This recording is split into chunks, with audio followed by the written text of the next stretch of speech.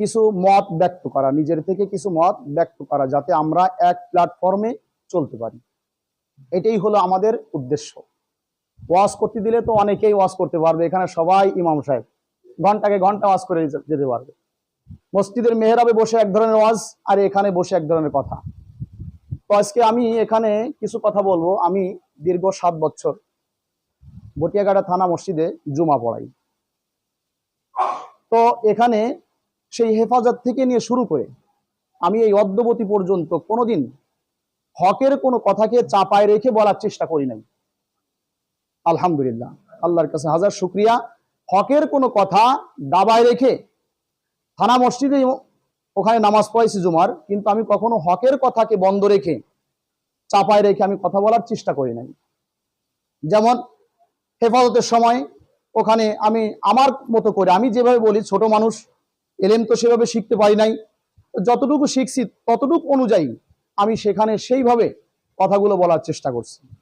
তারপরে শেষ যখন আমাদের মামুনুল হক সাহেব হুজুর যখন ওনাকে যখন ধরলো, তখন আমি ওখানে আমার মতো করে আমি ওখানে কথা বলছি।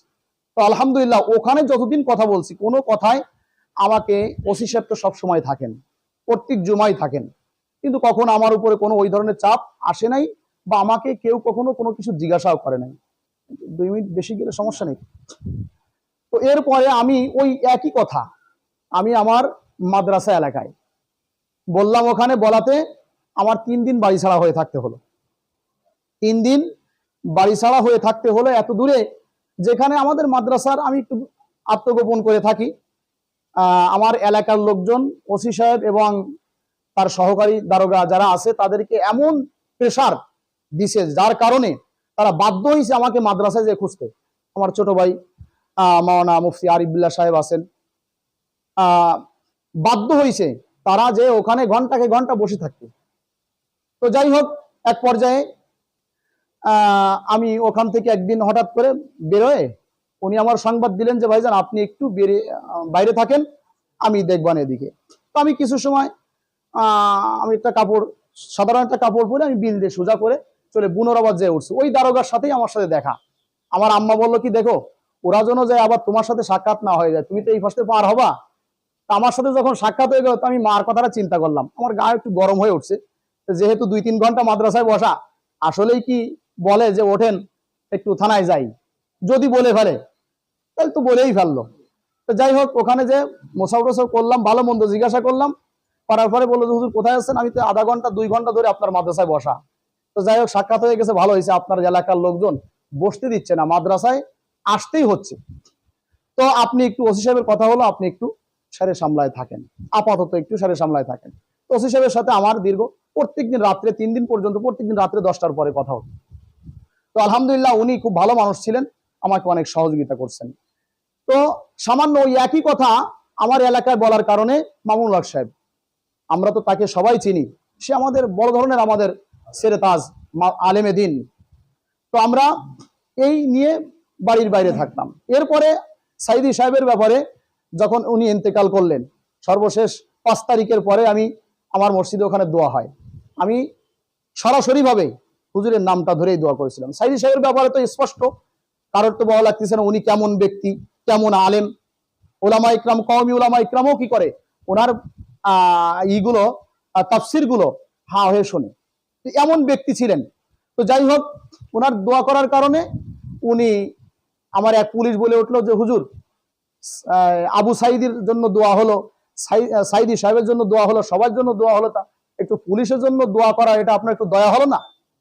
তো পাশের থেকে আলহামদুলিল্লাহ এক মুসাল্লি বললো তুমি দোয়ার উপযুক্ত না, এই জন্য হুজুরের মুখ থেকে বের হয় নাই, যদি উপযুক্ত হতে তাহলে বের হতো। যাই হোক, আলহামদুলিল্লাহ, কথা হলো যে আমরা এতদিন পর্যন্ত কিন্তু অনেক কষ্টের ভিতরে ছিলাম। এখানে অনেক ইমাম সাহেবরা কথা বলেছেন, আমরা জামাত ইসলাম করি, তারপরে হেফাজত করি, কেউ আর খেলাফত মজলিস আছে, আবার কেউ চরমুনা আছে। তো আমার কথা হলো কি, আমরা এই মুখের কথাটা বের করে না দিয়ে একটু বুকের কথাটা বের করে দিই, বুকের কথাটা বের করে দিই। আমাদের বুকের কথাটা যদি বের হয়ে আসে, তাহলে আমার কাছে, আমি ইকবালের কাছে কোনো জামাত ইসলাম এর লোক দেখলে ঘৃণা লাগবে না। আবার ওমর ফারুক ভাইয়ের কাছে আমি ইকবাল খারাপ হব না, তারপর আমাদের এই ভাই আছেন, ওনার কাছেও কিন্তু আমি খারাপ হব না। আমরা কওমি উলামা ইকরাম এবং যারা জেনারেল লাইনে পড়াশোনা করি বা আলিয়া মাদ্রাসায় পড়াশোনা করছি, আমরা কিভাবে বুকের কথাটা বের করে দিয়ে এখন সামনে আগাইতে পারি, এটাই হলো আমার কথা। এই বুকের কথাটা বের করে দিয়ে দেখেন, আমাদের যে খুলনা ইমাম পরিষদ, ওখানে কিন্তু আমাদের বড় একজন আছে কি, উনি জামাত আলিয়ার, কিন্তু কওমি উলামা ইকরাম একসাথে সেখানে এক প্ল্যাটফর্মে সেখানে কাজ করে চলছে, তাদের ভিতরে কোনো ভেদাভেদ নাই। আমি এখানে বলবো, আমার যারা এখানে ঊর্ধ্বতন যারা আছেন তাদের কাছে আমার এটাই কথা যে আমরা পুরা বটিয়াঘাটা কিভাবে আমরা ওলামা ইকরাম এবং চাই সে কি হোক, আলিয়া লাইনে হোক আর চাই সে কওমি লাইনে হোক, আলেম তো আলেমই, তো আমরা কিভাবে এই আলেমগুলো একতাবদ্ধ হতে পারি এবং সকল ইমামরা আমরা একতাবদ্ধ হতে পারি। আমি আজকে বললাম যে অমুক ইমাম আমি সরে যাওয়াতে আর একজন কি সেখানে জায়গা দখল করলো, আসলে এটা আদৌ ঠিক না। কিন্তু আমি যে গেলাম, আমি যে ইমাম, আমার ইমামতি আমার ব্যাপারেও আমাকে বলতে হবে। আমি যে ইমামতি করি, আমার ইমামতির জন্য আমার যোগ্যতা হওয়া দরকার। আমি কিভাবে কথা বলবো, কিভাবে চলবো, আমার চলা ফেরা ওঠা বসা আদব কায়দা যদি একজন ইমামের মতো না হয়, তাহলে তো আমি ইমামের যোগ্য না। সুতরাং আমার ভুল আমাকে ধরতে হবে, পরের ভুলটা আমি ধরবো না। তো এখানে আমরা কিভাবে ইমাম সাহেবরাম একতাবদ্ধ হতে পারি। আমি এখন আপাতত হুলোর মসজিদে আছি, ওখানে ইমাম হিসেবে, কন্টিনিউ ইমাম হিসেবে আছি, ওখানে 5 ওয়াক্ত ইমাম হিসেবে আছি এবং জুমা ওখানে পড়াই, 2 জুমা ওখানে পড়াই আর 2 জুমা এখানে পড়াই। তো আমরা কিভাবে একতাবদ্ধ হতে পারি, আমার হলো এটাই বড়দের কাছে আমার আবদার যে আমরা কিভাবে একতাবদ্ধ হতে পারি। আর আমরা যারা ইমাম আছি তাদের ভিতরে এরকম যেন ঘৃণা পয়দা না হয়। এই যে আল্লাহর বান্দা আছেন, টুপি একটু উঁচু আছে, আমার টুপিটা একটু খাটো আছে, তিনি যেন আমাকে দেখলে নাক না সিটকায় আর আমি যেন ওনাকে দেখলে নাক না সিটকাই, এই একটা প্ল্যাটফর্ম আমাদের বটিয়াঘাটা থানায় তৈরি করা দরকার।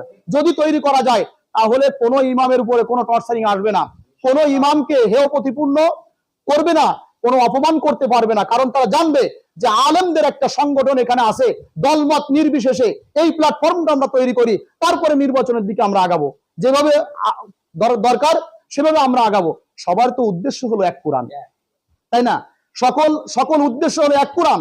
এক কোরআন যদি আমাদের পার্লামেন্টে যেতে পারে, কোরআনের আইন যদি পার্লামেন্টে যেতে পারে, তাহলে সেখান থেকে এখানে কোনো কি হবে না, মদের লাইসেন্স পাস হবে না, পতিতালার লাইসেন্স পাস হবে না।